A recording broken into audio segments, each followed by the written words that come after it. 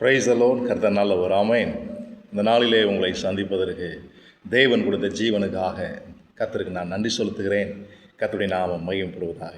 ஆம் பிரியமானவர்களே, தேவன் இன்றைக்கு உங்களோடும் என்னோடும் பேசுகிற வார்த்தை மத்தேயு 20ஆம் அதிகாரம் 34ஆம் வசனத்தில் நாம் இப்படியாய் வாசிக்கிறோம். இயேசு மனதுருகி அவர்கள் கண்களை தொட்டார். உடனே அவர்கள் பார்வையடைந்து அவருக்கு பின் சென்றார்கள்.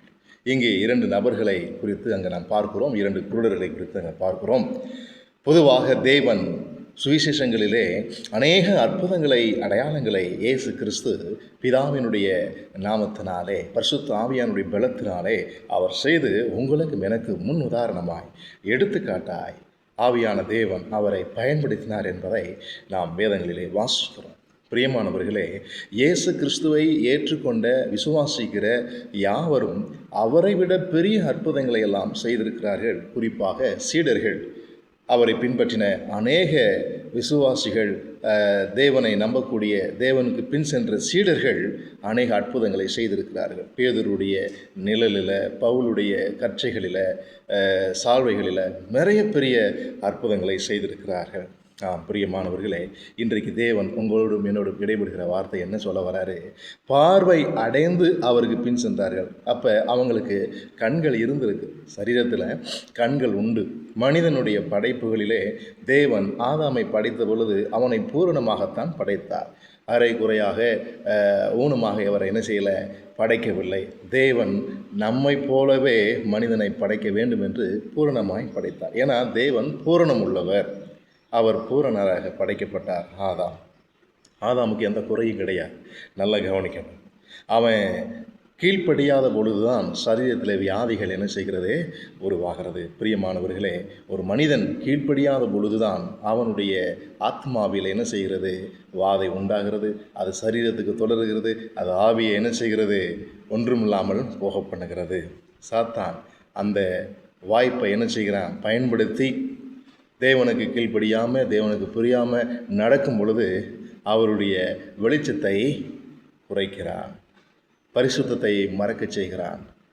மறுபடியும் எழுந்து பரிசுத்தரை தரிசிக்க முடியாமல் இன்னைக்கு மனக்கண்கள் குருடாக்கப்பட்ட நிலைமையிலே, சரீரப்பிரகாரமான கண்கள் இந்த உலகத்தில் நிறைய ஆத்துமாக்களுக்கு, நிறைய மக்களுக்கு உண்டு. கண்கள் இல்லாதவங்கன்னு சொல்ல முடியாது. பார்வையில், அதாவது கண்கள் இருக்குது, அந்த கண்களில் பார்வை இல்லை. நல்லா நீங்கள் விளங்கிக்கொள்ளுங்க. இன்றைக்கி சர்ச்சுக்கு வராங்க, வேதம் வாசிக்கிறாங்க, ஜெபம் பண்ணுறாங்க, ஊழியம் செய்கிறாங்க, காணிக்க போடுறாங்க, கர்த்தருக்கு என்னென்னலாமாவும் செய்கிறாங்க. ஆண்டவர் சொல்கிறார் இல்லையா, அக்கிரம செய்கைக்காரரே என்னை விட்டு அகன்று போங்க, என் பிதாவின் சித்தத்தை நீங்கள் செய்யலைங்கிறார். நீங்கள் நல்லா விளங்கிக்கொள்ளுங்க. பிதாவின் சித்தம், அதாவது மனக்கண்களுடைய தெளிவு, புத்தி தெளிவு. கேட்ட குமாரன் எப்படி புத்தி தெளிந்து என் தகப்பனிடத்துக்கு போவேன், அந்த அறிவு அந்த ஆத்மாவில் அவனுக்கு இருக்கு பாருங்க. என் தகப்பனிடத்தில் போவேன், என் தகப்பன் எனக்கு வெளிச்சமாக இருக்கிறார், என் தகப்பன் எனக்கு கேடகமாக இருக்கிறார், என் தகப்பன் எனக்கு ஆதரவாக இருப்பார். யார் என்னை கைவிட்டால்? நீங்கள் கைகளாக கொடுக்குற தடியை நீங்கள் நம்பிக்கொண்டிருக்கக்கூடாது, கர்த்தரை நீங்கள் நம்பலாம். நீங்கள் நல்லா விளங்கி கொள்ளுங்க, புரிந்து கொள்ளுங்க. மனக்கண்கள் பிரகாசமாக இருக்கும், மனக்கண்கள் பார்வையடையணும். இந்த வேத புஸ்தகத்தில் இயேசு கிறிஸ்து குருடர்களை பார்வையடைய செய்கிறார்.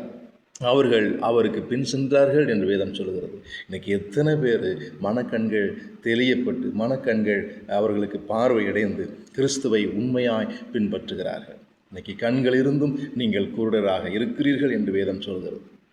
நீங்களும் நானும் விக்கிரகங்கள் மாதிரி தான் இருக்கும். கிட்டத்தட்ட கீழ்ப்படியாத பொழுது நீங்களும் நான் என்ன செய்கிறோம், அப்படிப்பட்ட பிம்பங்களாக மாறிவிடுகிறோம்.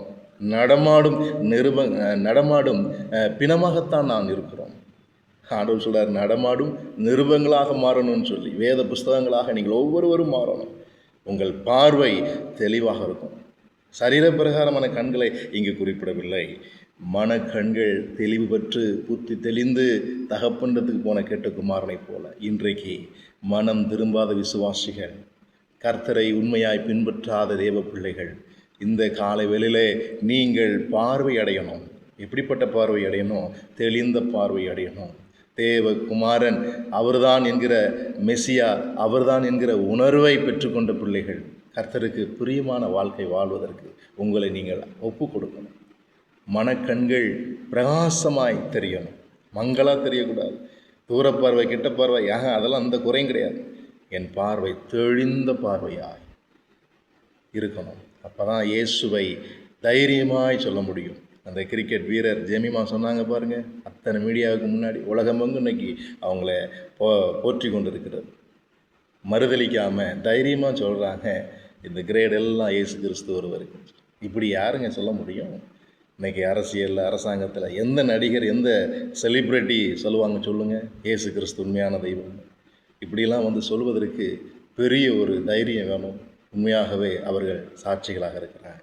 இன்றைக்கு நீங்களும் நானும் மீடியா வெளிச்சம் இல்லாட்டாலும் நான் ஏற்கனவே உங்களுக்கு சொல்லிக் கொடுக்குற காரியங்கள் போல தான், மெழுகுவர்த்தி போல, உப்பை போல நீங்கள் அடிக்கடி தேவ சமூகத்தில் உங்களை நீங்கள் அர்ப்பணித்து பார்வையை தெளிவாக நீங்கள் பார்க்க உங்களுடைய கண்களை கர்த்தர் பிரகாசிக்க செய்வாராக. உங்களை காண்கிறவர்கள் கிறிஸ்துவை காணட்டும். இயேசுவை பிரதிபலியுங்கள், இயேசுவை வெளிப்படுத்துங்கள். கர்த்தர் உங்களை ஆசீர்வதிப்பார். ஆமென். Thank you. God bless you all. Amen.